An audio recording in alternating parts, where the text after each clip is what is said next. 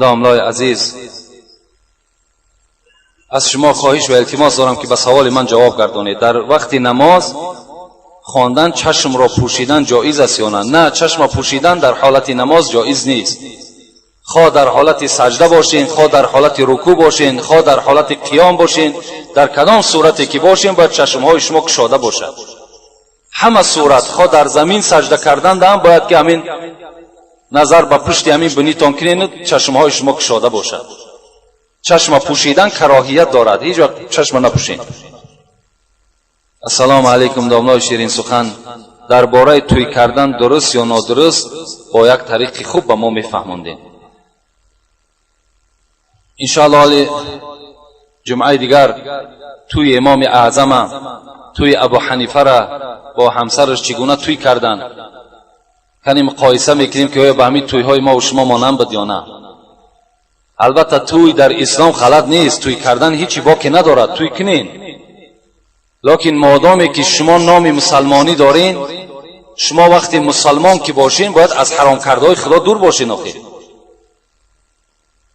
در توی آن چیزایی که ناجایز است، مثل امروز رقص بازی به طریق اولا حرام است،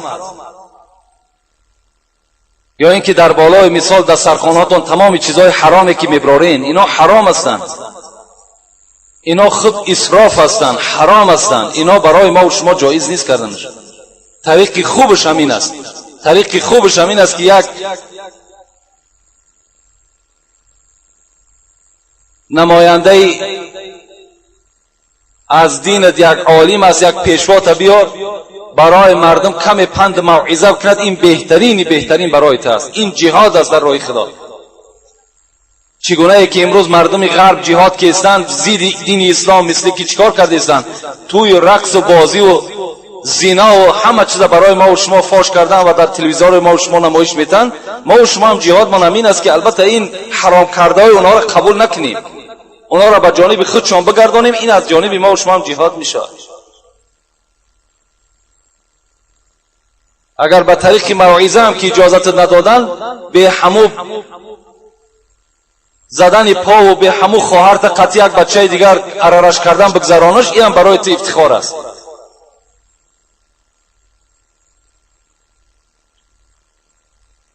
السلام علیکم داملای عزیز، برای 7 و 40 سری سال به ما میفهموندید.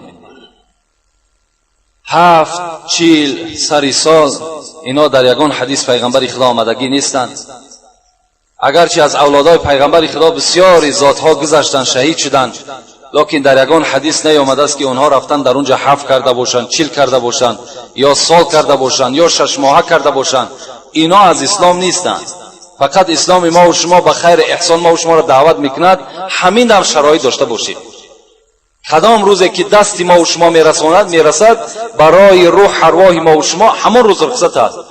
جدا نکنین. حتی صاحب خلاصه، کتاب خلاصه کتاب مذهبی است. کتاب خلاصه کتاب مذهبی است. پیرو ابو حنیفه است. صاحب ابو حنیفه در مذهب دارد. همون صاحب خلاصه هم چی میگه؟ کسی که اگر معرکه میکند به نام 40، به نام 7، به نام سال، همون معرکش مکروه است، نام نگذارد. میگد فقط بگد در راه خدا هست، برای روحانیت است، فقط با دستش برسد. او روز در مسجد اکی داملا خانمراد همه علما جمع شده بودن، طبق همین فاتحه گپ زده بودن. همین فاتحه‌ای که امروز ما و شما میکنیم، آخه همین فاتحه در کدام آیت حدیث ما و شما است؟ اگر مسلمان باشیم آخه از فاتحه از توی دوازبین شده است. از فاتحه یک توی دیم شدگی است در ما و شما. اینا تماما برای ما و شما جایز نیست. بعد ما و شما یک مطلب داریم، بعد این مردای ما و شما بعد میان ما و شما را میکنه گفته و با دیگه جای ما و شما را میدرانه گفته. ما و شما هر خیل مطلب میکنیم. نه، به عقلی ما و شما خیل. شما یک پیشوا را گوش نکنید، شما به قرآن و به حدیث گوش ناندازین، البته میان شما کنده میشود. این خراجات های بی معنی شما را البته قشاق کردگی است. در فاتحه هم آذر بزم و موزیکه و رقص بازی است. در فاتحه هم 7-8 زل خراب میکنن. این در کجا است؟ اینا را بتونین قدرت داشته باشین، مردک باشین، پیش رم زن تا بگیر تمام کار بسته میشود.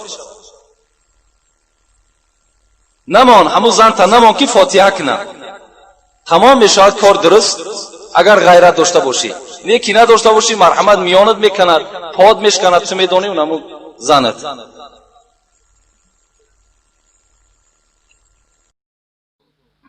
السلام علیکم اکای دامله حاجی میرزا، به عدد رحمت خدا بر شما باد. شما گفته بودید که زنها لباس تنگ نپوشند تا خطرهای جدی دارد. راست گفتید. اگر جوانها پسرها امروز لباس تنگ میپوشند این یگان خطر ندارد؟ جوابش را خواهش گردانید.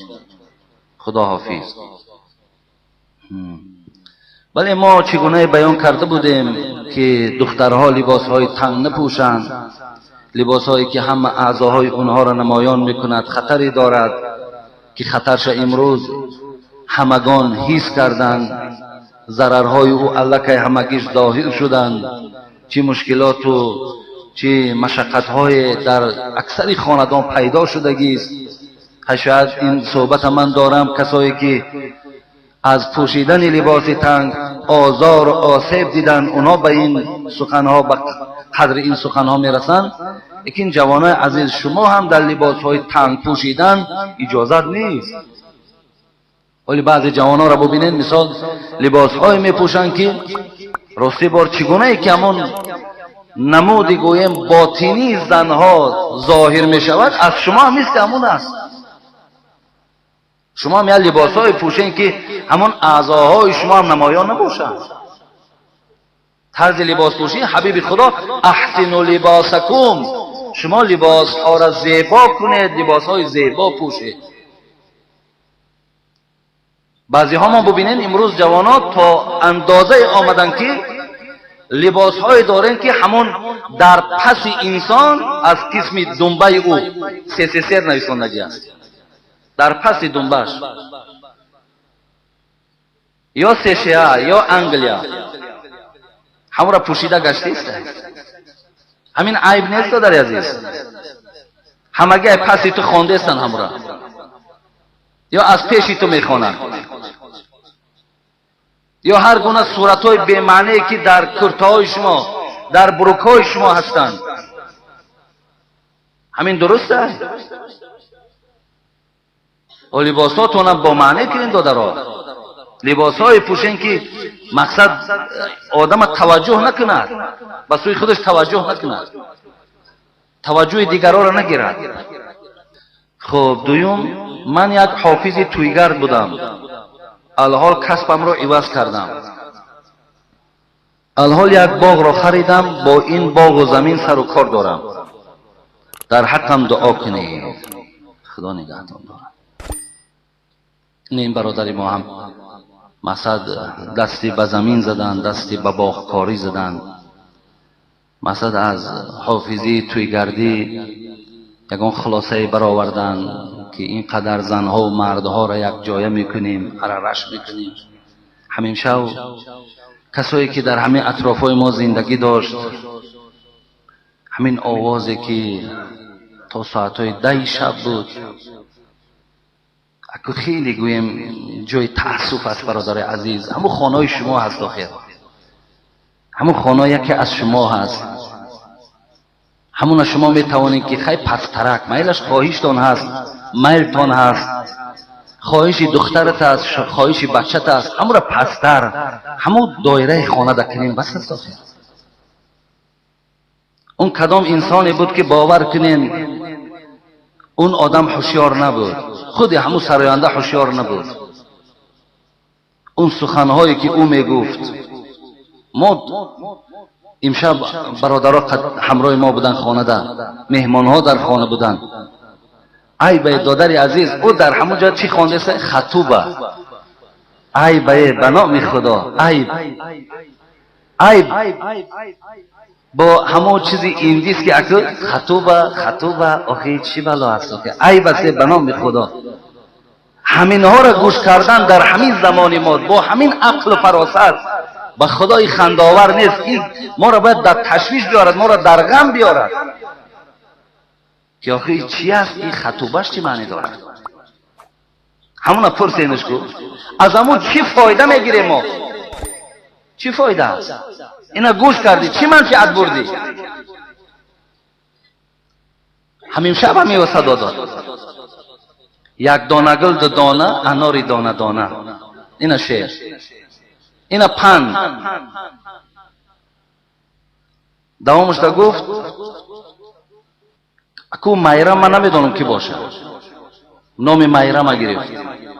او هم عروس خانه بود یا اون مایرم یگان رقاصش بود. ای مایرم بوسه زنم لب دهانی تره. به نام خدا عیب، شرم، گناه، غضب خدا. این چی میدید؟ همین روز کیناها برای ما و شما چی دانستن؟ همین کیناهای کشتار. اون روز یک برادر را سوار کردیم از دنگره تا کلاب آمد. بچه های جوان اینا در واسه شده است. بچه های جوان کودکا را کشتن، یک دیگرش کشتن. تأثیر شد که من پرسیدم برای چی کردن؟ گفت این همین کیناها را دیدن، طرز کشتن و زدن، همین را استفاده برد. یا در دنگره یک بچه سیفی دو را یک آدمی کلان کشتن. همه این آفت ها از دیدن، از همین شنیدن است.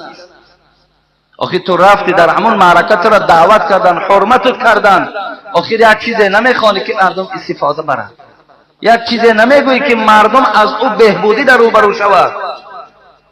بسیار علم آوردی. برای همین دادر عزیز بسیار کاری خوب کردی.